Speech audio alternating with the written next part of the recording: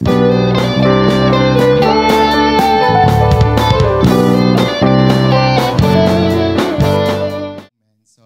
ayan. So, kamusta naman po ang bawat isa? Nawa po ay ayos naman po tayo. I am very good. Ayan. So, praise God kung very good. Ayan. So, nung mga nakaraan po na, halimbawa prayer meeting, tapos OPM, ang ganda po ng mga mensahe, parang mas maganda po sana i-review po natin, anong tawag doon, panood po natin, ayan, sa YouTube, tsaka sa mga Facebook page po natin. Ang takeaways ko po dun sa preaching ni Sister Mira, tungkol kasi yun sa provoking your rainfall. Parang sinasabi doon na kapag halimbawa meron kang nararanasan, huwag kang tumigil hanggat hindi nagta-turn around yung mga bagay sa buhay mo.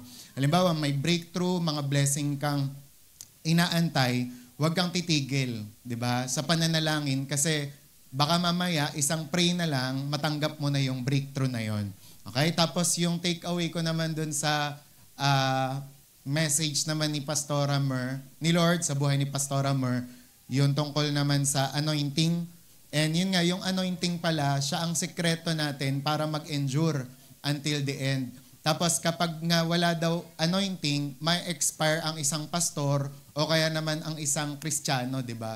Kaya grabing kailangan talaga ng anointing sa araw-araw. Tapos parang tinapik din doon yung mga bagay na dapat hindi natin ginagawa para hindi mawala yung anointing sa mga buhay natin. Kaya yun, kumbaga parang maganda sana mapanood nyo siya kasi parang, alam nyo yun, parang may mga bago talagang mensahe si Lord. Pero yun nga po, bago pa ako magpatuloy, ayan, welcome po ulit sa mga bago po natin. Welcome po sa inyong lahat. Masaya po kami na nandito po kayo. And ngayon po, ang isi-share ko po sa inyo ay patungkol sa step up in faith. Ayan, so ang ganda nung medyo nag-impact sa akin yung sinabi ni Sister Mira nung Wednesday, na tayo nga, 'di ba, hindi lang tayo nag-iipon ng mga taon, 'di ba, habang tumatagal. For example, mag-11, magto-12, magto-13, parang hindi lang tayo kasi nagpapatagal dito kay Lord. Tayo po ay kinakailangang merong gawin, kinakailangan mag-step up tayo, kinakailangan mag-improve, mag-level up ang ating pananampalataya. And I myself, talagang na-challenge ako dun sa mga sinabi niya. Oo nga, kailangan talaga hindi ka tumigil sa pagpe-pray, nang sa gayon yung kalooban ng Diyos sa buhay mo, mangyari at maganap talaga. Okay? And kanina, yung binasa po natin sa scripture reading is yung Joshua 1:1-9. Paki-next nga po ng ating PowerPoint. Yun po ay patungkol kay Joshua. At kung maaalala nyo, Exodus, Leviticus, Numbers, Deuteronomy, sino ang leader? Di ba? Si Moses. Ngayon, dumating kasi yung time na kinakailangan nang mawala si Moses, di ba? Namatay na siya at ang magte-take over, magiging leader na ng Israelita ay walang iba kundi si Joshua. Kung mare-recall nyo yung kwento ni Joshua, siya po ay assistant ni Moses. Pagpupunta si Moses sa bundok ng Sinai, si Joshua ay nasa kumbaga parang malapit lang dun sa kinaroroonan ni Moses. At kung meron mang una na nakakasulubong si Moses pag nagniningning yung kanyang muka, walang iba kundi si Joshua yon. Tapos kung halimbawa merong mga instruction si Lord na binibigay kay Moses, ang una ring nakakarinig si Joshua. 'Di ba? Lahat ng mga miracles na nangyari sa Egypt, sa mga Israelita, nakita po ni Joshua. At sa book ng Joshua, after ng Deuteronomy, Joshua na, 'di ba? Ito na yung sinasabi ng Panginoon na Joshua, ikaw na yung maglilid. Kung ipaparaphrase natin yung Joshua 1:1-9. And ito po yung sinasabi dyan na introduction. Sabi, ang Diyos daw ay tinatawag ang kanyang mga tao to step out of comfort zones and into courageous obedience. Kagaya po ni Joshua, merong panawagan sa atin ang Diyos na kinakailangan humakbang po tayo sa atin pong pagsunod sa Panginoon. Ngayon, ano ba yung step up na kataga? Ano ba ibig sabihin ng step up? Ang step up ay isang English phrase na may ilang kahulugan depende sa konteksto. Narito ang mga karaniwang ibig sabihin nito. Una, magpakita ng inisyatibo o leadership. Yan pala ang ibig sabihin ng step up. Umako ng responsibilidad o gumawa ng hakbang para tumulong o manguna. Pangalawa, mag-level up o mag-improve. Ibig sabihin nun, pagbutihin ang ginagawa o itaas ang antas ng performance. Kaya halimbawa, pag sinabi ng boss mo, di ba, Rachel, mag-step up ka naman. Iyan ang ibig sabihin niya. Itaas mo yung antas ng performance mo. Pangatlo, tumayo o lumapit, pasulong. Ang literal meaning niya ay lumapit sa unahan o tumayo sa isang posisyon. Kaya nga nakakatuwa, pag altar call, para rin pala siyang step up. Di ba? Kasi kapag nag-step ka nga naman, di ba? Kumbaga, inaamin mo, di ba? It is a symbol na ikaw ay sumusuko sa Panginoon. Tsaka naniniwala ka dun sa sinasabi ng preacher. Di ba? And ngayon, sa spiritual naman, kung biblical ang pag-uusapan, step up in faith, kanina step up lang yung sinasabi, ngayon step up in faith, ito ang ibig sabihin. Tumindig, kumilos o sumulong ng may pananampalataya sa Diyos kahit hindi mo pa nakikita ang buong larawan o resulta. At ito nga po yung advance kong sinasabi sa inyo. Si Oswald Chambers, pag binasa nyo yung Atmos for His Highest niya, may sinasabi siya doon na kapag daw ikaw ay Kristiyano, tapos hindi ka daw lumalakad, hindi ka umuusad, ibig sabihin pabalik ka, pa-backward ka.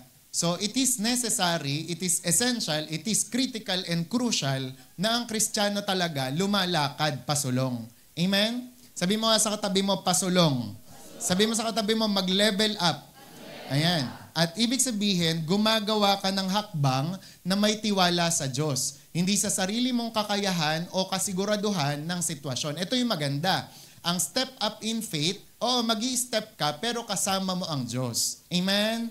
Magi-step ka pero nagtitiwala ka sa Diyos. Hindi ka parang lang, 'di ba, yung blinded na na tao na hindi alam kung saan patungo. And ibig sabihin ulit ng step up means lumakad sa pananampalataya o sumulong ng may buong tiwala sa Diyos. 'Di ba? Kaya nakakatuwa kapag ikaw ay nag-decide ngayong umaga na 'to na mag-i-step up in faith ka, kakasamahin ka ni Lord. I-honor ni Lord yung pananampalataya mo at makikita mo throughout ng iyong buhay, magiging tapat siya. Okay? Kaya nga, ang Diyos, alam nyo, hindi mo siya pwedeng i-challenge. Pag ikaw, tinapatan mo ng pananampalataya o faithfulness yung mga sinasabi niya, mas lalo niyang ipapakita sa iyo na faithful siya, na tapat siya. Diba? Kaya nga, ang Diyos, sobrang kung halimbawa magiging giver ka sa Kanya, mas lalong magiging giver siya sa iyo. Kasi ayaw niyang patalo. Di ba? Sa human term lang yon. And sabi, ito ay paggawa ng isang bagay kahit hindi mo alam ang buong plano. Wala kang lahat ng resources, may takot ka, pero mas malaki ang tiwala mo sa Diyos kaysa sa takot mo. Amen? Alam niyo, habang binabasa ko to, habang gumagawa ko nito, naalala ko talaga din yung sarili ko. Way back 2014, kahit nga 2010 nung time na kinakausap ako ni Lord na maglingkod sa Kanya, magpastor, talagang wala po akong resources nun. Wala man lang akong ipon, wala talaga akong naipundar. Diba? As in scratch. As in walang-wala. Diba? Pero nung ako po ay challenge ng Panginoon na sumunod ka lang sa akin, nakita ko po yung paggalaw at pagkilos ni Lord. At ni minsan, masasabi ko po to boldly and confidently, hindi po ako pinagkulang ni Lord. Lahat po ng needs ng pamilya, ng church, kahit ng individual, personal, binigay po ng Panginoon. Kaya sabi mo sa katabi mo, ganun ka rin. Diba? Kaya wag po tayong matatakot sa pagsunod po sa Panginoon. Kasi back up mo siya. Siya ang bahala sa'yo. Amen? Anong nararamdaman nyo pag sinabi ng tao na, oy, sagot kita? Di ba parang kalmado ka, sagot niya daw ako. Ibig sabihin, pwedeng pag kumain kami sa restaurant, bayaran niya. Sa jeep, ilibre niya ako. Di ba pag sagot kita, pag sinasabing ko hindi, wag niyong kunwari pag exam, sasabihin ng kaklase mo, sagot kita.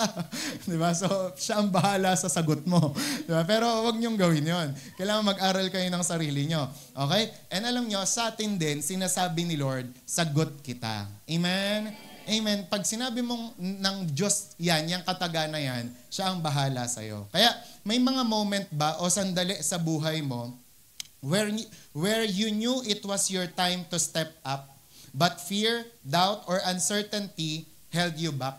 Ini-invite ka niya na, tara, maglingkod ka sa akin. Pero pinapangunahan ka ng takot, ng pagdududa, o hindi ka sure sa gagawin mo. And sabi, maybe God is calling you to start a ministry. Diba? Pwedeng tinatawag ka ngayon ni Lord na magsimula ng ministry, lead your family more intentionally. Sinasabi ni Lord sa'yo noon pa, mag-Bible study na kayo tuwing 7 p.m.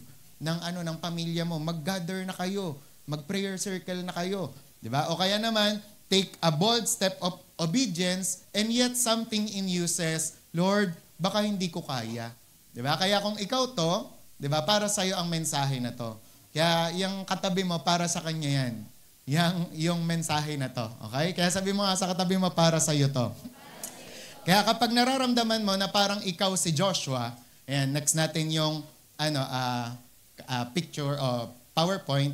Ayan, ito lang yung mga kataga o ito yung mga lesson na dapat mong tatandaan. Pero pasok to sa lahat po ng area ng buhay. Kung ikaw ay hinihipo o nililid ka ni Lord to start a business, nililid ka ni Lord na mag-apply ng new trabaho, nililid ka ni Lord na pumunta sa ibang lugar, sa ibang bansa to do mission, diba? So, applicable lahat ng to. Nililid ka ni Lord na mag-asawa, nililid ka ni Lord na mag-anak, ayan, lahat ng area ng buhay mo. Yan, pasok to. Okay? So, ano yung number 1 point na dapat natin tatandaan? Sabi, God's call is personal and timely.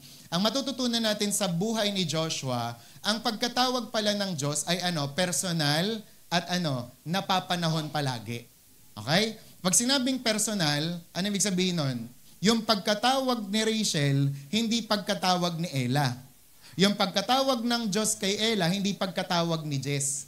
Okay? Kaya hindi pwede na si Ella, sasabihin niya sa atin niya, te, ikaw na lang sumagot kay Lord. Te, tinatawag ako ni Lord na mag-mission sa Zimbabwe, pero ayoko eh. Ikaw na lang. Gusto ko Singapore. Diba? Ikaw na lang sa Zimbabwe.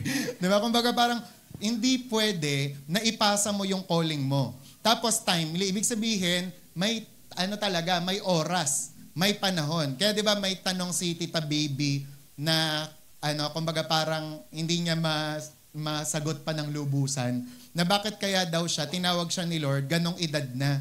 Bakit kaya hindi siya tinawag nung 14 pa lang siya, 15 pa lang siya, pero lahat ng 'yon ang nakakaalam nun si Lord lang.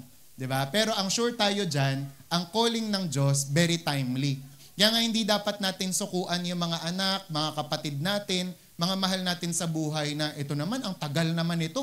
Naka-11th anniversary na kami, hindi pa rin sumama-sama kasi may timing ang lahat ng bagay. Ang mahalaga doon, huwag kang susuko. Di ba? Kailan pa magbabago itong asawa ko? Di ba? Talaga namang ang lakas talaga humilik. Tapos ang lakas din kumain. Ang lakas din ang boses. Lahat malakas. Di ba? Pero alam nyo, tatandaan nyo, may timing ang lahat. Kaya tingnan nyo, sabi din ni Joshua, sa Joshua 1:1-2, pagkamatay ni Moises na lingkod ni Yahweh, sinabi ni Yahweh kay Joshua na anak ni Nun at lingkod ni Moises, patay na ang lingkod kong si Moises. Ngayoy humanda ka at ang buong Israel at tumawid kayo sa ilog Jordan patungo sa lupaing ibinibigay ko sa kanila. Sino daw ang kinakausap? Sabi dyan, ngayoy humanda ka. Sabi nyo nga ka. Ibig sabihin nito, ang ibig sabihin ng Diyos kay Joshua, ikaw mismo. Diba? Kaya sabi nga, personal ang pagkatawag. And alam nyo, pwedeng ang isagot ni Joshua during that time, assistant lang ako ni Moses. Paano mangyayari yan? Diba? O kaya naman, hindi ko pa ito nagagawa sa talambuhay ko. Pwede niyang sabihin yun sa Panginoon. O kaya naman, paano kapag pumalya ko? Diba? Pero hindi niyo makikita, diba, na ganyan yung sinabi ni Joshua. Ang ginawa niya lang, sumunod siya sa Panginoon. And later on, pag binasa niya yung buong book, diba, makikita niyo yung blessing ng pag-obey ni Joshua. And alam niyo, some of us here are still looking back at Moses' season of our life. Nangyari din yan sa buhay ko. Nung panahon ng 2014 na nagpastor ako, parang inisip ko, paano kung mapapasunod si Rachel, si Miko, si Janet, di ba? Si Gerald, ang unang mga pastor nila, si Ate Ruth, si Ate Beck, susunod kaya sila sa akin? Parang sa part kung gano'n. Lalong-lalo na si Luna. Sabi ko na, parang sa part ko, paano mangyayari yun? Halos magkakaedad kami. Pero dahil sinunod ko lang si Lord, ayun, ang babait na nila ngayon. Amen. Nako po. Hindi, bayad po to. Joke lang. Pero, yun nga, di ba? Ang ibig sabihin nga kasi nito, sabi, we're holding on to the past, to the good old days, to old roles, and to old leaders. But God is saying, the past is over. I am now speaking to you. Kaya, di ba, yung iba dito sa atin, alam nyo, hinihipo na talaga kayo ni Lord to start a light group. Di ba? Na mag-start ng another light group. Okay? Para sa inyo ang mensahe na to. Tapos yung iba sa atin, pero ang ganda ng mensahe ay nung kapahayagan ni Ate Mer, ni Lord sa buhay ni Ate Mer during altar call doon sa main na di ba, hindi naman lahat sa atin lumapit, 'di ba, nung nag-altar call. Pero she strongly believed, 'di ba, na lahat tayo may calling kay Lord. Merong mga specific assignment na ipapagawa si Lord sa atin. Ngayon, we need to be obedient lang talaga. 'Di ba? It can be, yun nga, tinatawag ka ni Lord to mother a generation, 'di ba? Maging nanay ka, maging tatay ka, o kaya naman maging leader ka ng ganito. Pwedeng may tinatawag dito, 'di ba, na mag-start ng church sa Alabang, 'di ba? O kaya naman sa Ayala, Alabang. Wow, so siya. Tingin ko si Kuya John Paul na yun. Ayala, Alabang. Hindi, joke lang. O kaya si Tito Arnel. Joke lang po. Ayan, di ba? So, hindi natin alam. Pero, ang mahalaga dito, merong specific assignment sa atin. Hindi pwedeng wala. Wala kayong mababasa sa Bible, AJ, tinatawag kita ngayon upang tumambay dyan. Dito sa Kapiunong. Tambay ka lang dyan. Walang ganon. Raylin, inuutusan kita ngayon, maging hayahay ka. Humilata ka lang dyan, buong buhay mo. Walang ganon. Diba? Si Lord, pag tumatawag siya ng tao, merong specific na calling. May assignment. Kaya naniniwala ba tayo doon? Amen? Kaya ito, sinasabi nga na kailangan maging handa lang tayo. Sabi, naalala ko nga noon, kahit tanongin niyo yung mga kabatch ko, dati kasi, naalala ko, pag si Pastora Det, magtuturo yan ng Sunday School, edi ilalagay niya yung kanyang printout sa pulpito. Pag tapos na siya magturo, may iwan niya na yon. Tapos hindi niya na maaalala. Alam niya kung sino magtatabi. Diba? Kasi dahil ako yung janitor ng church, ako ang nagtatabi. Kaya yung mga printout na yon, compile ko. Tapos later on, nagamit ko rin nung ako na yung Sunday School teacher, nung naging pastor na ako. Diba? Kasi naalala ko noon, sinasabi ni Pastora Det sa amin, pag kayo tinawag ng Diyos at wala kayong bala, kawawa kayo. Diba? Kaya nga napakahalaga, for example, natutuwa din ako, dun sa mga nagtitake notes, sa humihingi ng PowerPoint, diba? Sa mga nagsusulat, every time na meron tayong mga turo. Kasi kapag kayo, tinawag kayo ng Diyos, may baril kayo, diba? May bala kayo. Hindi yung tatawagin ka ni Lord pero wala kang naihanda. Ano ituturo ko? Yun tuloy ang tanong mo. Di ba? Kaya dapat lagi kang ready. Di ba? At syempre, kapag tinawag ka ni Lord, huwag kang umayaw. Di ba? Kasi nga, hindi mo na-experience yung blessing na kalakip nun kung aayaw ka. Okay? And then sabi nga, the past is over, I am now speaking to you. Sabi mo sa katabi mo, ikaw na yan. Di ba? Sabi nga, maybe God is calling you to step up in your family, or to start leading a Bible study, or to serve in a new area of the church, or of the church. Halimbawa, ngayon, nagtatamborin ka pa lang. Tapos parang ngayon, nililid ka naman ni Lord. Di ba? Hindi lang tamborin yung pukpukin mo, drum set naman, di ba? Di ba? So, sunod ka lang. Di ba? Kasi kung yan ay leading talaga ni Lord, ibe-bless ka niya dyan. Okay? Pangalawa naman, na dapat tandaan, stepping up requires strength and courage. Yan. So, lakas at tapang. Kailangan mo yan. Kaya tingnan nyo, sabi ng Joshua 1:6-7, magpakatatag ka at lakasan mo ang iyong loob, sapagkat ikaw ang mamumuno sa bayang ito sa pagsakop nila sa lupaing ibibigay ko sa kanila, ayon sa aking pangako sa inyong mga ninuno. Ano sabi? Magpakatatag ka. Tapos ang galing, kasi sa verse 7, ito na naman ang sinabi ni Lord. Next, basta't magpakatatag ka at lakasan mo ang iyong loob. Sundin mong mabuti ang buong kautosang ibinigay sa inyo ni Moises. Huwag kang susuway sa anumang nakasaad doon at magtatagumpay ka saan ka man magpunta. Basahin ulit natin, verse 9. Sabi, tandaan mo ang bilin ko, magpakatatag ka at lakasan mo ang iyong loob. huwag kang matatakot o mawawala ng pag-asa sapagkat akong si Yahweh na iyong Diyos ay kasama mo san ka man magpunta. Di ba? Isipin nyo maigi, ilang beses na inulit? 3, di ba? Sabi nga, He doesn't just say this once, He says it, 3 times. Why? Bakit kaya sinabi ng Panginoon na magpakatatag ka, Joshua, ng 3 beses? Sabi, because God knows that when we are stepping into new territory, fear is natural. Pero di ba nakakatawa rin, dahil nga Trinity, di ba, kumbaga perfection din, 3 beses din, di ba? Inulit ng Panginoon yung magpakatatag ka. So ibig sabihin, pinaparating ng Panginoon doon na itong promise kong to, di ba, solid sa'yo talaga. Di ba? Talagang matindi. Kaya sabi nga, nasa na ba ako? Sabi, kapag daw nag-i-step tayo into new territory, fear is natural. Ibig sabihin, pag may pinapagawa si Lord sa'yo, natural lang ang matakot. Sino dito taas ang kamay ng walang kinakatakutan? Kahit asawa. Joke lang. Yeah, diba? So, wala naman po, no? Si Miko. Yeah, kahit asawa. Yeah, pero, ayun nga, diba? Lahat tayo, meron tayong at least 1, 2, 3, diba? Na kinakatakutan. Kaya nga, ang daming mga listahan ng phobia. Pero, yun nga, tatandaan nyo, na when it comes sa mga ipapagawa ni Lord, natural lang na makaramdam ng takot. Pero ito nga yung kasunod. Sabi, Joshua had never led a nation. He didn't have all the answers, but God didn't ask for perfection. He asked for obedience and courage. Diba? At yun nga, hindi naman sinasabi ng Panginoon dito na at maging perfect ka. Diba? Dapat wala kang kinakatakutan. Diba? Ano ang ibig sabihin nun? Courage is not the absence of fear. It is moving forward despite fear. Kaya sa mga ipapagawa sa atin ni Lord, makakaramdam kayo niyan. Di ba, ng takot. Pero, ang courage kasi, yung kahit takot ka, mag-move forward ka pa rin. Kahit takot ka, gagawin mo pa rin yung pinapagawa sa'yo ni Lord. Kasi, kailangan. Kasi, inutos ni Lord. Amen? Kaya, alimbawa, alam mo talaga yung sagot sa mga estudyante natin dyan. Di ba? Tataas kang kamay. Kahit nanginginig ka, taas kang kamay. Di ba?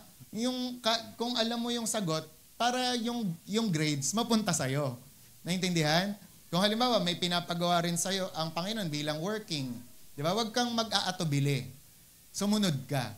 Okay? Halimbawa, may instruction siya, lipat ka ng trabaho, hindi na healthy yan. Monday to Sunday, may pasok ka na. Di ba? Kaya lipat ka na. Ay, sumunod ka lang. Then, makikita mo yung consequence, yung blessing ng Panginoon kapag sumunod ka na. Diba? Kaya nakakatuwa yung mga nagte-testimony, diba, na dati ang pangit talaga ng schedule nila. Pero dahil, mas pinipili kasi nila si Lord, mas gusto nilang laging okay sila sa schedule, diba? Sa Panginoon, talagang priority nila. Sunod talaga sila kay Lord. Then, nakita nila yung mga blessing na kaakibat nun.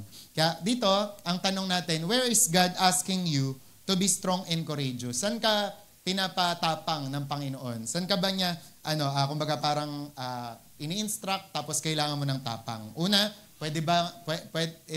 it can be forgiving someone who hurt you, di ba? Pero kasi, kung totoosin talaga, nakakaduwag yung ganun. Di ba? Yung pagpapatawad, tas nakakaduwag din minsan yung ikaw yung maghihingi ng sorry. Di ba? Sa mga mag-asawa pa lang, it takes humility para mag-sorry, di ba? Na siya naman talaga may kasalanan siya nanguna di ba? Pero dahil sinabi ni Lord, mag-sorry ka, tatapangan mo na, sorry na. Di ba? Sorry na, patawarin mo na ako. Okay, pangalawa, in starting a new ministry or small group, or in being a godly example in your school or workplace. Sabi nga, you don't need to feel brave to be obedient. You just need to take the first step. Okay? Hakbang ka lang. Maya-maya makikita mo na, wala na yung takot, wala na yung kaba.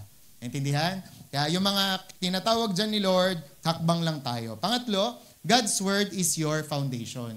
Tatandaan natin na sa pagsunod kay Lord, sa pag-step up in faith, ang dapat na foundation natin ay salita ng Diyos. Sabi nga sa verse 8, kayo naman po magbasa. 1, 2, 3, go.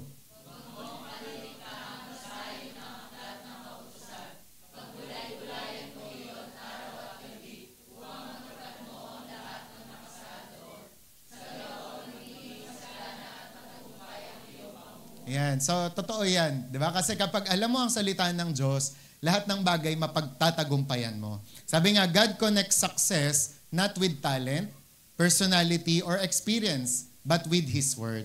Di ba? Sa salita pa rin tayo ng Diyos magiging matagumpay.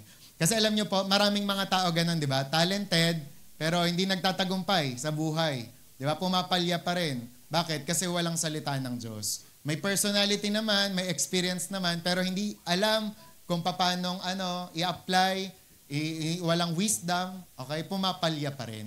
Pero kung gusto mo maging successful, talaga naman, ibaon mo yung salita ng Diyos sa buhay mo. Sabi nga, He tells Joshua, speak it, meditate on it, and obey it.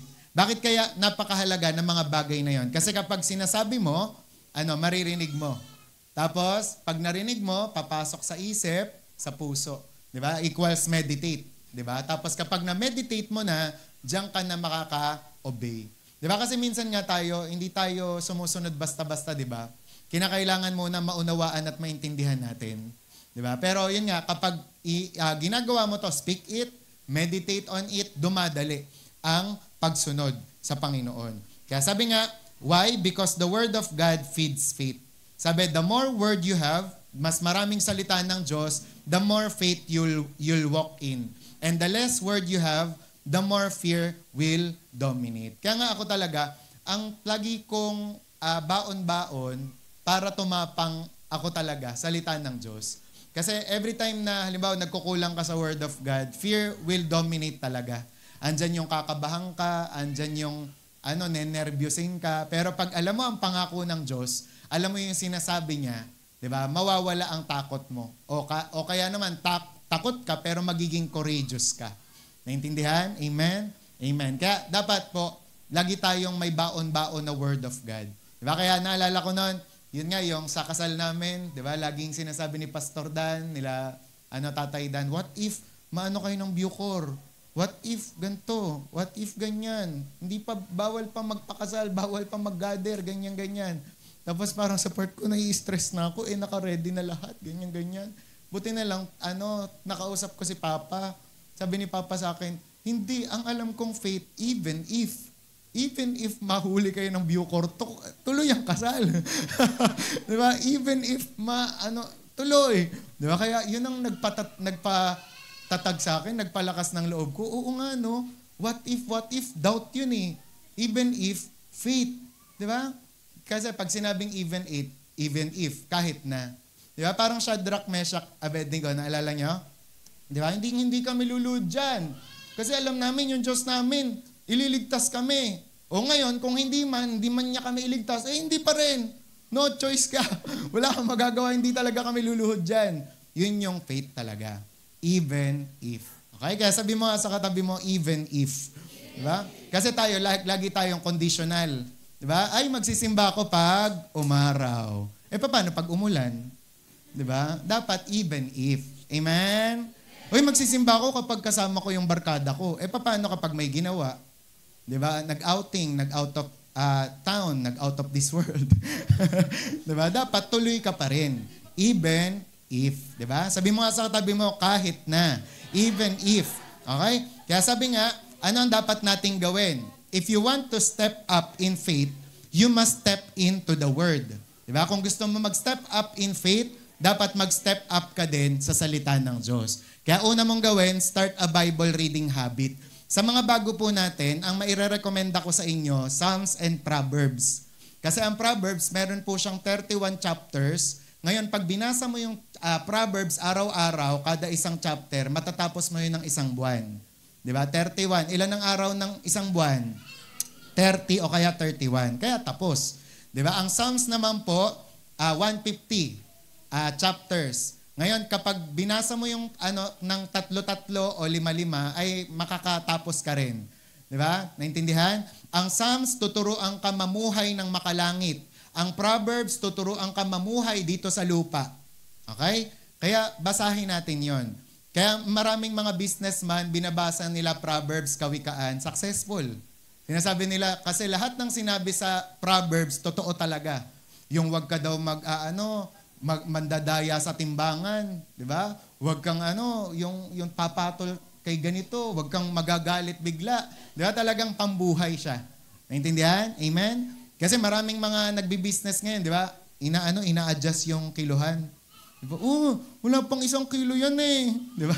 Maraming ganon. Kaya dapat po, sumunod tayo sa Diyos. And habang sinusunod nga ito nila, mas lalo po silang nabe-bless. Okay? And then memorize 1 verse a week. Yan. Pwede niyong i-memorize yon. Kasi kapag kayo po ay humarap sa isang problema o pagsubok, napakahalaga na meron kayong bubunutin. Okay? Kapag sinabi ng demonyo, ay wala kang wala kang halaga, wala kang kwenta, wala kang value, ha? Huhugot ka.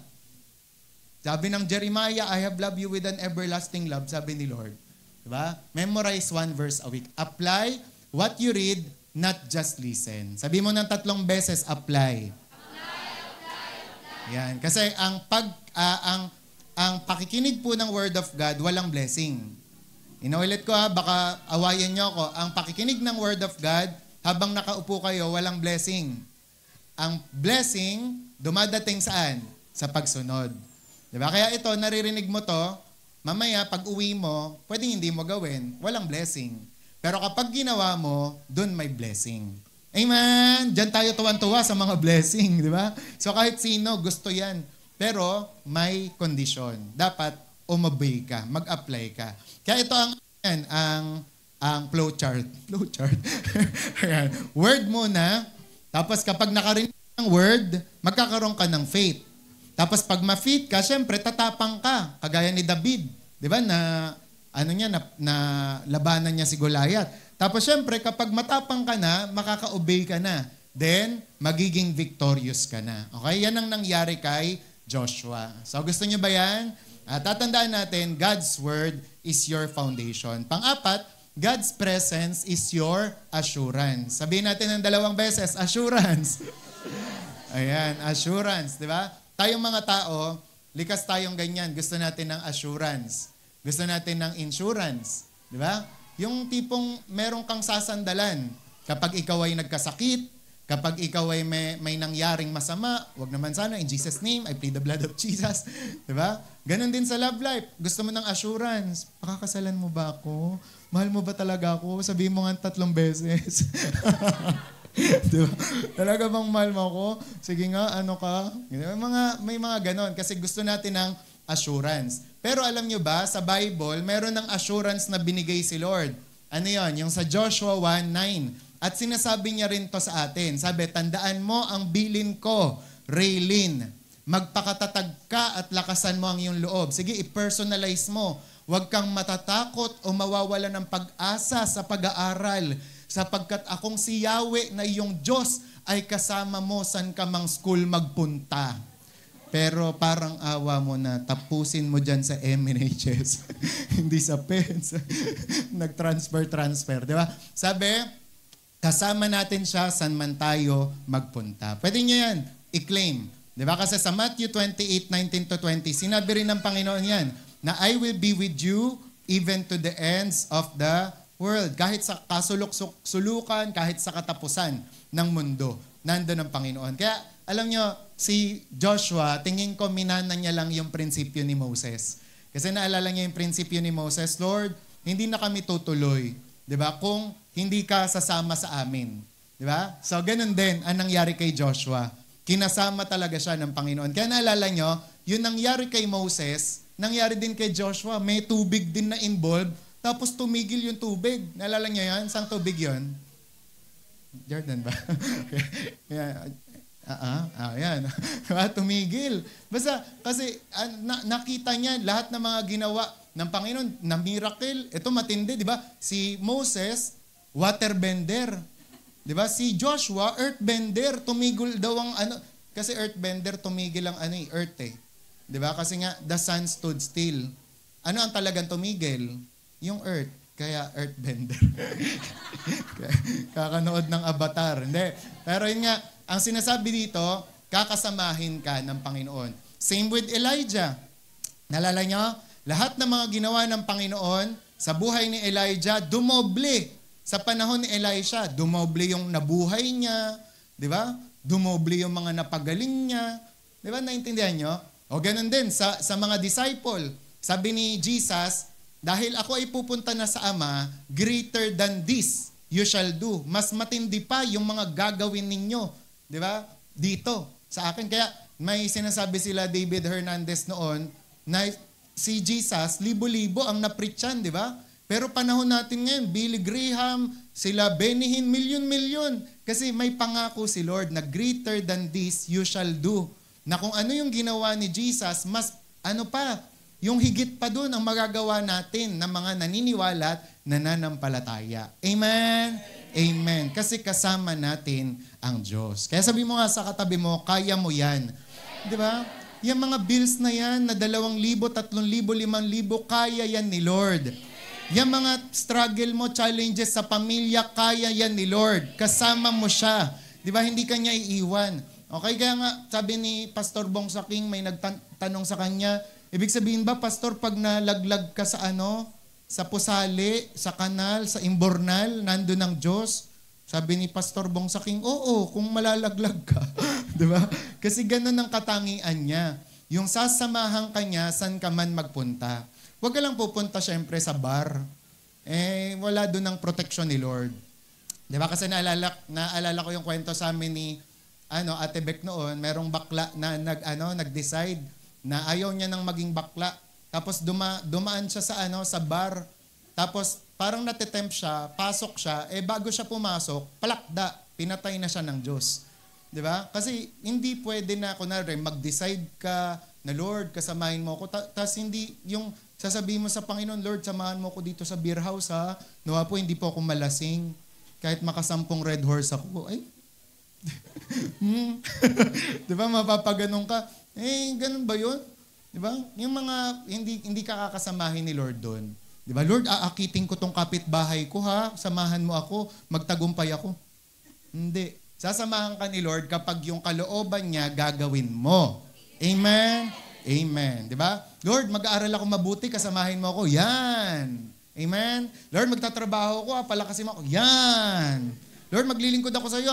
Yan. Yung mga, dapat alam nyo rin. Yung mga pray, di ba? Dapat kalooban din ni Lord yon. Okay? Next naman, sabi nga, this is the greatest promise. God doesn't say you will never have challenges. Di ba? Hindi yun pinangako ni Lord na, na sa buhay na to ay wala kang magiging problema. Alam niyo po, ang problema, ang pagsubok, kasama yan sa kontratang pinirmahan nyo nung tumanggap kayo kay Lord. Pero ang pangako niya, if you will suffer with Him, you will reign with Him. Amen?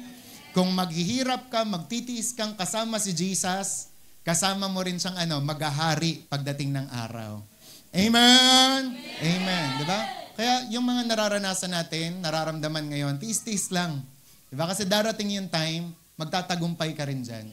Nung prayer meeting, sinabi ko sa inyo, diba, nireveal ko yun sa inyo, na dapat kasi nagpe-prayer journal kayo para alam nyo kung ano yung nasagot na at hindi pa. Alam nyo yung tatapusin nyo ng prayer at ano yung itutuloy nyo. And ako, bilang nagpe-prayer journal, nakita ko yun. Nakita ko yun, itong item na to, ang bilis, sagutin ni Lord. Pero may mga item doon na 3 months ko nang pinagpe-pray, 2 years, ganyan. Pero it doesn't mean natitigilan ko nang mag-pray doon. Diba? And ganun din sa mga challenges at pagsubok. Hindi porket ang tagal mo dyan, give up ka na. Hindi porket ang tagal tumambay niyang challenge na yan, pinabayaan ka na ni Lord. Diba? Sabi ng Panginoon, overcomer ka na. Diba? Sabi ng Panginoon, in this world you will have tribulation, but be of good cheer, I have overcome the world. Diba? And somehow, natutuwa nga rin ako, hindi pala somehow, yun nga natutuwa ako dun sa sinabi ni Pastor Mon, Bishop Mon, nung anniversary, diba? Na pag tayo, masyado tayong conscious sa problema, conscious tayo sa kasalanan natin, dun pa tayo mas hindi nagtatagumpay. Pero kapag conscious tayo sa ginawa ni Jesus, sa tagumpay na ibinigay niya, dun tayo nagkakaroon talaga ng pagtatagumpay. Amen? Amen. Sabi, don't just, nalimutan ko, wag ka lang daw mag-survive, mag-abide ka, di ba? Wag mag-thrive, mag-abide ka. Ang sikreto pa rin, kumabit sa Diyos. Naintindihan? Wag mawawala kay Lord. Kaya sabi nga, Joshua would face enemies enemies, battles, complaints from people, but God's presence was his security. Yan ang sinasabi. Di ba? Na si Joshua, may experience niya talaga yon. Yung mga kaaway nila, kalaban, mga battles na, di ba, na pagtatagumpayan, mga complaints ng mga tao. Pero si Lord, binigay niya yung presence niya para sa seguridad, security ni Joshua. Kaya sabi, you don't have to be afraid of stepping up. Bakit? Kasi you are not alone. Di ba? Kaya, yung mga susunod dito kay Lord, you are not alone. Di ba? God will walk with you, strengthen you, and carry you if needed. Di ba? At kapag minsan hindi mo na kaya, anong gagawin niya? Bubuhatin ka niya. Amen? Tapos, pagpapahingahin ka lang, sige, pahinga ka muna. Pahinga ka muna, Jassel. O, balik na ulit. Diba? Pahinga ka muna dyan, Rex, sa July. Sige, balik ka na ngayong August. Kasi pagod na pagod ka. Diba? So, yung mga, kumbaga parang sinasabi dito na, yun nga, tutulungan ka ni Lord kasi God is with you. Amen? Sabi mo sa katabi mo, God is with you. Yan. Sabi, anong ginawa ni Joshua? Sabi, Joshua stepped up. He led Israel across the Jordan. He marched around the Jericho. Sabi, he took territory because he obeyed God and walked in faith. Kaya naman, God is also calling you to step up in faith. Amen? Sa akin naman, ito po yung ire-request ko sa bawat isa. Dahil nga, di ba, ang laking challenge nun, yung parang sinasabi nga ni Sister Mira, na hindi tayo nag-iipon lang ng taon. Gusto sana natin mag-level up pa, mag-improve pa. Kaya naman kung ano yung mga pinapagawa sa atin ni Lord, gawin natin. I-share ko sa inyo kung ano yung pina-prayer journal ko.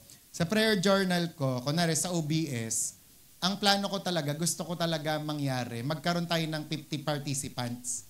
Diba? Na lagi mag-OBS. Okay? Kasi umabot na tayo ng 40 hanggang 43 nga eh. Diba? So, hindi malabong maging 50. Ngayon, ang kailangan natin gawin, maging consistent yung 50 na yon, tapos ma-disciple talaga. Kasi we never know, kasi sa ibang mga lugar nga na hindi natin member, thankful sila sa OBS. Ng mga nakaraan, yung may mga nagko-comment kasi yung OBS, ina-upload natin sa YouTube. May mga galing sa Camarines, may mga natututo daw ng Bible, di ba? Kaya kumbaga parang kung may mga ganong testimony, sana, di ba, ang gawin natin, i-maximize natin. Pag kunwari, i-send na yung link, send nyo rin sa iba. Di ba? Kasi hindi mo alam, doon pala sa pag-attend niya ng OBS na bago ang buhay niya. Intindihan? Kaya mag-participate tayo, makitulong tayo, di ba? Tapos sa mga kabataan naman, ang faith natin, by faith kasi, yun nga kumbaga parang dahil nga tumatagal na tayo, ang faith natin, magkaroon ng 3 care group. Diba? Na dun sa 3 care group na yon, may mga magli-lead na. May mga mag-a-arise na mga leader talaga. Pero tatandaan nyo nga, we must pay the price. Kasi alam nyo, minsan may mga pagkakataon, kaya hindi tayo nagiging consistent sa calling natin because of yung mga distractions. Diba? Kaya halimbawa, magde-decide ka to be a leader, na mag-step up ka na, magtuturo ka, you need to discipline yourself. Kailangan mag-aral ka ng maigi, magbasa ka ng Bible ng maigi. Hindi pwede kasing magiging leader ka pero papogi ka lang, pa-pretty ka lang, 'di ba? Hindi pwede. Kasi you must pay the price. Kailangan maging disiplinado ka. Hindi ka yung parang ngayon consistent ka sa susunod. 'Di ba? Wala na naman. Kaya dapat po kumbaga sa pag-step natin, maging constant tayo, maging consistent. Tas yung mga nakaraan na dudurog kasi yung puso ko every time na naririnig ko yung mga tungkol sa revival na mga testimonies, na ang talagang nakapagpa-revive sa kanila is those people na consistent sa kanilang mga prayer lives. Consistent sa mga ginagawa nila. Hindi kaya nga, yung mga nagsilapit sa altar call, alam nyo, nakita kayo ni Lord, unang-una. Tapos pangalawa, nakita rin kayo ng demonyo. Ngayon, kapag alam ng demonyo na may gagawin ka, distraction will follow. Itatempt ka niyang i-distract para hindi matuloy yung calling mo, yung destiny mo. And there are times, may mga destiny thief and destiny killer na ipapadala sa'yo. Kaya minsan may mga pagkakataon, magugulat ka, ito magpapastor sana, o ito magpapastora sana. Pero dahil merong mga naging relasyon na ganito, ganyan, hindi natuloy. 'Di ba? Kasi may mga destiny thief, destiny killer. 'Di ba? Kaya yun nga, sa tatandaan yung maigi, you must pay the price. Okay? Kaya sana kasi alam niyo personally and honestly, noong nakaraan may sinasabi si Tita Baby tsaka si Nanay Susan sa amin. Parang sinasabi niya sa akin, Pastor, ang dami yung mga schedule, no? Magpahinga naman kayo. Out of concern, sinasabi nila. Tapos parang sa part ko kasi, pag walang gumawa, sinong gagawa? Parang ganon, di ba? Kaya may mga Bible study tayo. Parang, kumbaga parang sa term ng mundo, lagari. Di ba? Parang naglalagari si pastor. Kasi inisip ko, sinong gagawa? Di ba? Kaya nga, for example, to be honest with you, kung gusto nyong, halimbawa, kung hindi pa dadating si Lord, aabot pa ako ng 60, 65, 70, kailangan talaga umabot. Ngayon, hindi ako aabot kung ako lang ng ako lahat ang gagawa. Kailangan may mga sangay tayo na gagawa rin kung ano yung unang ginawa sa inyo. Diba? Kaya, parang how I pray and how I wish, diba? May mga mag-come up, may mga mag-step up. Kasi, sinasaturate natin yung lugar, diba? For example, meron na tayong ini-establish na Bible study sa NHA. May mga ini-establish tayo sa Lakeview. Dream ko, may mag-establish sa Tunasan.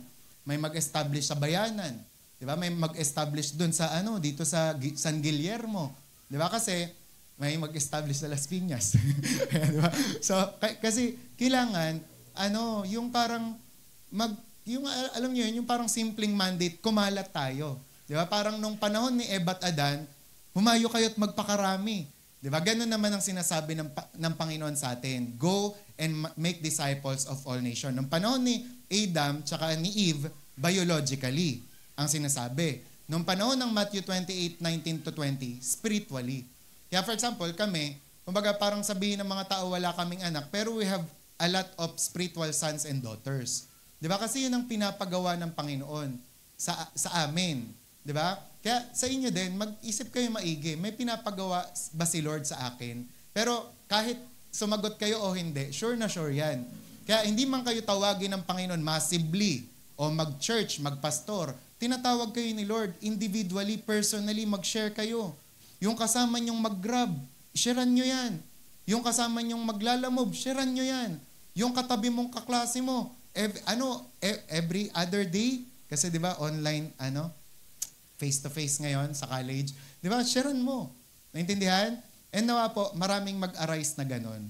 Di ba? Kasi kapag hindi ka kumilos, pag hindi ka nag-step up, wala, hindi sila, kaya naalala niyo yung sinabi kay Esther, sabi, for such a time as this, nilagay ka ng Panginoon dyan. Ngayon, kapag hindi ka nag-step up, pag hindi ka tumugon sa calling mo, may someone na gagamitin. Pero payag ka ba na hindi ikaw yung gamitin? Parang ganun eh. Si Kathryn Kuhlman, ganun yung testimony niya.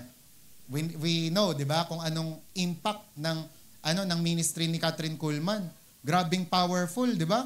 Yung parang bigla-biglang, someone there, gumaling ka mula sa tuberculosis. Diyan naman sa gumagaling ka na ngayon mula sa cancer. Ang powerful, di ba? Pero alam niya, sabi niya, yung calling na yon binigay sa 2 lalaki. Di ba? Kaso yung 2 lalaki na yon umayaw. Actually, last choice na daw siya. Pero siya ang tumugon. Tapos may mga argumento pa nga, di ba, na doon daw sa burning bush, matagal na daw talagang nagbaburn yon, yung burning bush. Kaso si Moses lang ang nagtangkang lumapit at tumugon doon sa calling. Kaya whenever, di ba, at alam natin kung ano yung nangyari nung tumugon sa calling si Moses. Kaya kapag tayo, tumutugon din tayo sa calling at nag-i-step up tayo, may blessing. Di ba? Kaya later on, in the future, praise the Lord kayo. Buti na lang, sinarang ko yung asawa ko, no? Nagbago na, oh. Di ba? Buti na lang yung mga anak ko, dinala ko sa Panginoon, no? Nagbago na. Di ba? Kasi kapag hindi, there are times, totoo to Totoong-totoo to, lalong-lalo na sa mga bata. Pag umaga pa lang ng kanilang childhood, hindi mo na sila dinala sa church. Paglaki niyan, di ba, paproblemahin mo yan. Di ba? Paproblemahin mo yung ugali, paproblemahin mo yung pagsagot-sagot sa'yo. Kaya habang bata pa, dalhin mo na sila sa church. Nang sa gayon, di ba, maturuan, matrain up. Di ba? Kasi yung mga bukod sa bahay, dito sa church, ginagawa din ng Panginoon na way yan para i-train yung mga tao. Kaya sabi mo sa katabi mo, yayain mo, participate tayo. Diba? Kaya inaasahan ko Sa OBS, marami tayong mga mag-OBS. Kahit i-ano mo lang, kung wala kang ginagawa, i-on mo lang yung tapos magtinda ka na ulit. At least naririnig mo. Di ba? At saka you never know, baka mamaya may mga katabi ka dyan, na narinig. Si Jesus ang ating pag-asa. Biglang humagulgol dyan. Di ba? Kasi kailangan na kailangan niya yun. Naintindihan? Amen? Ngayon, ang sikreto, participate. Tumugon. Step up. Amen? Amen. So, yun ang calling ng Panginoon. And ang pangako ni Lord, sa atin siya, sasamahan ka. Ngayon, pag tinurn down, yoko. Hindi ikaw yung, nireject, kundi si Lord. Lipat ka sa iba. Hanap ka ng iba. Intindihan? Amen. Okay, so ngayon, may mga hindrances kasi sa pag-i-step up in faith. So, aanahin na lang natin, dadaanan. Una, yung fear of failure. Sinasabi nila, what if I try and fail? Diba? So, nakita natin yan dun sa servant na binigyan ng isang talento. Isang talento na nga lang, tinago pa. Bakit? Kasi inisip niya, baka mag-fail siya. Diba? And sabi, many people are bury their calling because they are afraid to mess up. But God rewards faithfulness, not perfection.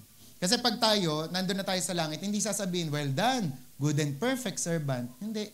Faithful. Alam niyo ibig sabihin ng faithful? Ang faithful, yung naglingkod kay Lord ng tapat. Tapos dumaan sa maraming problema, pero nandyan pa rin. Amen? Kaya nga, ang ganda rin nung sinabi ni Pastor Mer, kung ang calling sa'yo ni Lord, magtamburin ka habang buhay, tapos tapat mong ginawa yon hanggang lola ka, nagtatamburin ka, ano sasabihin sa'yo ni Lord? Well done, good and faithful servant. Kasi kung hindi nga naman pinapagawa ni Lord sa'yo, tapos ginawa mo, hindi. Wrong assignment yon. Pero kung may specific na pinapagawa sa'yo, ginawa mo hanggang dulo, yun ang faithful. Diba? Yun ang faithfulness. Ginawa mo kahit may problema, ginawa mo kahit may broken-hearted ka, kahit binray ka nung boyfriend mo nung 3 taon mo, diba? Pero humampas ka pa rin ng tamborin, faithful ka. Amen? Amen. Okay? Kaya wag mong isipin yan, yung fear of failure. Lahat tayo nagkakamali.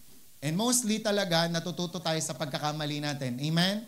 Taas kamay ng mga natuto dito dahil nagkamali. Amen. Di ba lahat po? Wala pong perfect dito. Pangalawa, feelings of inadequacy. Kayo nga magbasa? Inadequacy. Yan. Ang sinasabi nila, I'm not good enough. Kasi wala pa akong ganong sapat na talento o kakayahan. Di ba? Ang sample nito, sabi nga si Moises, di ba? Buyoy ako, Lord, buyoy. Hindi na gets nung iba. Tawa kayo. buyoy. Hindi, yung sinasabi niya na, bulol ako, Panginoon, paano akong magsasalita? Diba? Minsan may mga ganyan din tayo. Lord, totoo ba? Mag-share ako? Wala nga ako. Grade 1 lang natapos ko. Diba? Parang may mga ganun tayong argumento kay Lord. Pero sabi, you don't have to be the most talented. Sabi, God qualifies the called. God is looking for availability, not ability. Kaya nga, pagka sila, Brother Miko, naririnig namin yung mga testimony ni Bishop noon, yung mga una niyang music team, diba, yung talagang, yung tsatsagain mo talaga. Nung una silang nag-worship daw, God is, tapos lilipat, so good. Diba? Yung parang, pero tuloy lang sila. Diba? Kasi totoo yan. Diba na hindi mo feel na enough ka, pero mahalaga, tumugon ka pa rin. Tumuloy ka. Darating yung time, gagaling ka na dun sa mo. Kaya natutuwa rin ako dito, yung sa kaya ako naiiyak kasi nung time na anib natin, nag-line up sila, di ba? Lahat ng mga song leader natin, tsaka back up dun sa likod. Naiiyak ako kasi sabi ko, noon hirap na hirap silang kumuha ng tono. Ayan, ngayon nakakatono na sila, purihin ng Diyos. Diba? Tapos ganun din yung mga tamborin. Dati hindi magkandaan na yung mga pukpok, diba? Kung ano-ano lang pukpok, pero salamat sa Diyos. Yan, diba? Yung onti na lang. Diba? So, kasi yun nga, gumagaling ka habang tumatagal. Naintindihan? Kaya wag mong sabihin na I'm not good enough. Sabi nga, tapos pangatlo, ito yung tinatawag na FOPO. FOPO. Ibig sabihin, fear of people's opinion. Pag ganyan ka, hindi ka makakasunod kay Lord. Pag lagi mong iniisip yung sasabihin ng tao, sino yung ganto sa inyo? Diba? Yung, ay, kailangan ganito yung suot ko kasi baka sabihin ng kapitbahay, ganyan. Uy, kailangan ganyan. Diba? Sabi, what will they say about me? Anong sample nito si Saul? Diba? I was afraid of the people and so I gave in to them. Diba? People pleaser. Pero sabi, if you live to please people, you will miss the approval of God. Faith steps up even when it's unpopular. Diba? Kahit anong sabihin nila, sumunod ka lang. Diba? Maraming nagsasabi, baliw ka daw kapag Christian ka. Baliw ka kapag nagbabasa ka ng Bible. Ay, hayaan mo sila. Diba? Basta't alam mo kung sino yung sinusunod mo, we should obey God rather than men. Pang-apat, ito marami rin pong nahuhulog dito. Sa past mistakes or guilt. Sabi, I've failed before. God cannot use me again. Pastor, pumalya na ako. Pastor, nakagawa ko ng matinding kasalanan. Diba? Kagaya nga po ni Peter. Diba? Pero alam nyo ang sabi, next natin, sabi, God is greater than your past. Sabi, don't let shame silence your calling. Huwag mo hayaan na nahiya ka na lang forever.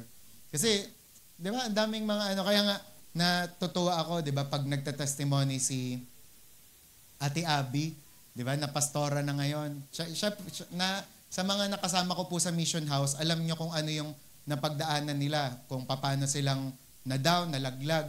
Pero di ba, later on, ginamit pa rin sila ng Panginoon. And sino makakapagsabi, magiging pastora siya? Tsaka si Pastor Joel, di ba? Kasi yung minsang pagkakasala o minsang pagkakamali mo, pwedeng gamitin niya ng Panginoon. Di ba? Naalala niyo si Joy, di ba? Na anak ni Peter Tanchi. Hindi nila alam paano i-explain sa mga tao. Servant sila ni Lord, pastor pa, pero na-rape yung anak. Di ba?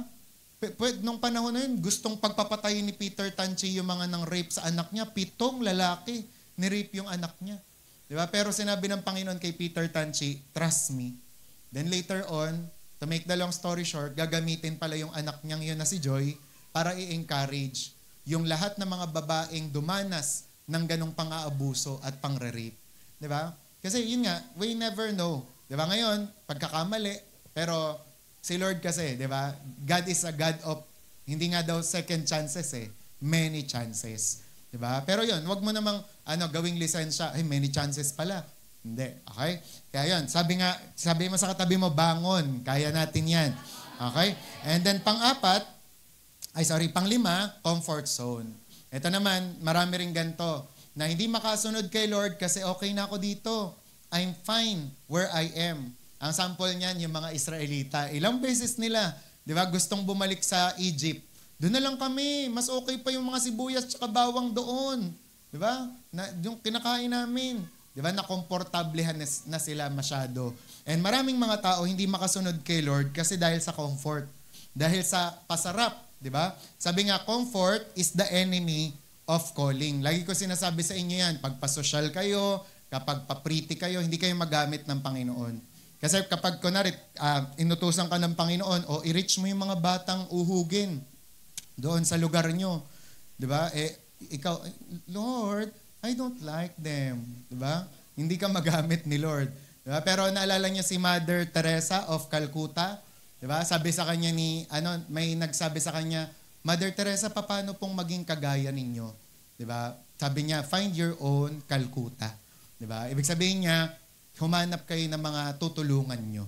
Okay, naintindihan? Kaya sabi nga, you cannot live by faith and stay in control at the same time. Tsaka alam nyo, kapag ang isang bagay, hindi siya kailangan ng faith, hindi siya galing sa Diyos. Kasi lahat ng mga bagay na, yung kinakailangan ng faith, yun talaga galing sa Diyos. Yun. Diba? Ha? Building na tig 3 million? Kaya ba yan ni Mira? Kaya ba natin yan? Diba? Pero kung kailangan ng faith, ayun, sa Diyos yun talaga. Diba? Hindi, yung mga paglakad sa tubig, di ba kailangan ng faith doon? And ganun din sa mga bagay sa buhay natin.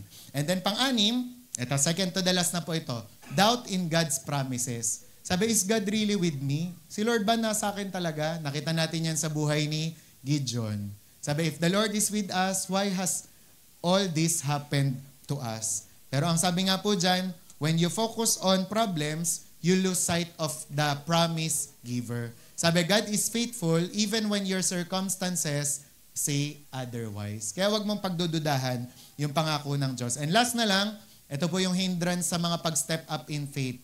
Laziness or apathy. Yung katamaran. Diba? Hindi talaga ginagamit ng Panginoon yung katamaran. Kaya nga, sa mga boys natin, sa mga BBS na nag-aano ko. Pero nararamdaman ko talaga yon kasi we are a bored generation. Sabi nga dun sa devotion, di ba?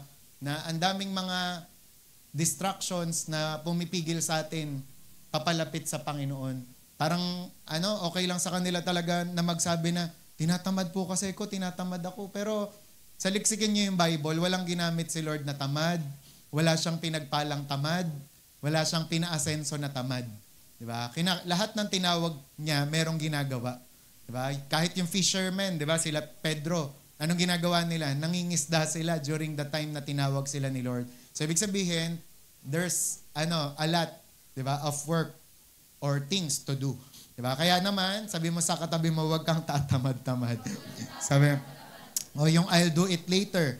Diba? Sabi nga, faith requires action. Delayed obedience is disobedience. Ang verse pala nun, balik natin, yung sa Proverbs 26:13, yung tungkol sa lion.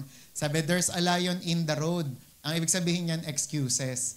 Di ba tayo, pagka halimbawa Monday to June, tawag doon, hindi ako makapag-outreach, ang init. Pag July to December, hindi ako makapag-outreach, umuulan. Di ba? So, buong taon, hindi nakapag-outreach kasi may mga excuses. Kaya ayoko sa ganon. Yung mga nilalagay natin sa panahon ang Diyos. Kasi ang Diyos, He is the God of in and out of season. Tama?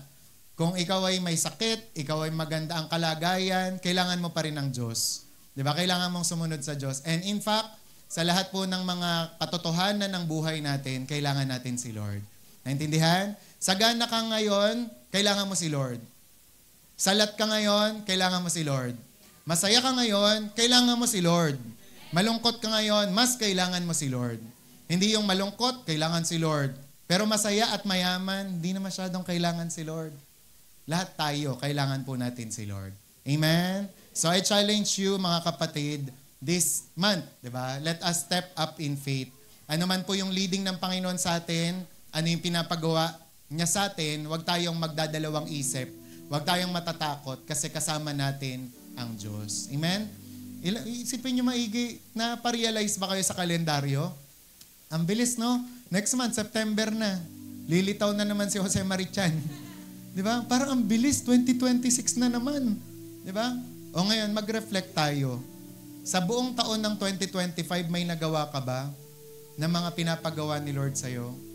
Meron ka bang na-accomplish mula nung nagsulat ka ng goal nung January? Di ba? Napangatawanan mo ba yung pangako mo sa Diyos at sa sarili mo nung January na nag-journal ka? O nung March pa lang, April pa lang, limot mo na.